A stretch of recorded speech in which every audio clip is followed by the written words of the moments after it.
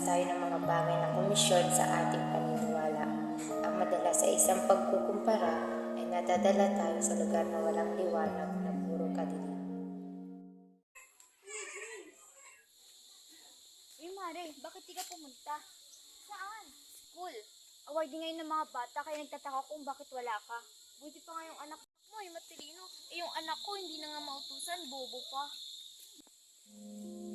Nakikita tuwing ako'y nakakaramdam ng lungkot. Marahil sa paulit-ulit na paninisi, paninira, pagpapababa ng aking pagkatao, hindi sa iba, kundi sa aking pamilya. Ano na ginawa ko ang araw? Ako ang naglaba. Ako ang naglinis ng bahay. Ako gumawa ng lahat. Ano ginawa ko? Ito, kalakit eh!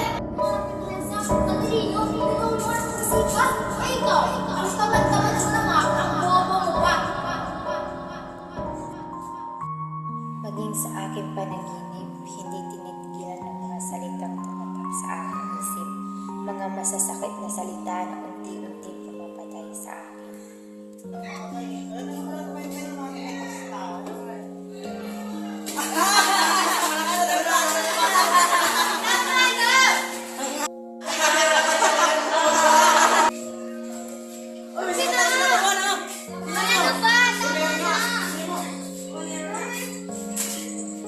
Hindi ako bobo.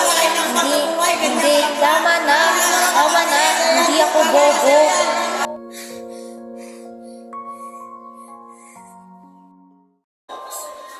Good morning, ma'am. Good morning po. Sige po, maupo po kayo. Mother, yung anak niyo po kasi hindi na po naging active. Dito naman po sa school is okay naman po.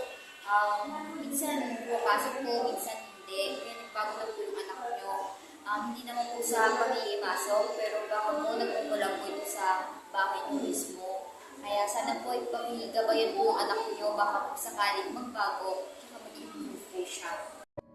Ngayon na malaga patungo sa nanay ko ay suporta ng mga taong nagmamahal at nagmamalasakit sa akin, magulang at kaibigan.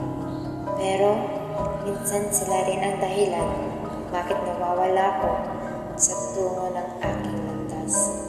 Sa dilim na hindi ko natutunan na mahalin ang aking sarili at maging malaya. Ang hirap para sa akin na magpatawad at tanggapin ang lahat. Hindi ko nakikita ang halaga ng pagkatao ko. At dahil doon, kaya ako na tuluyan sa kadiliman.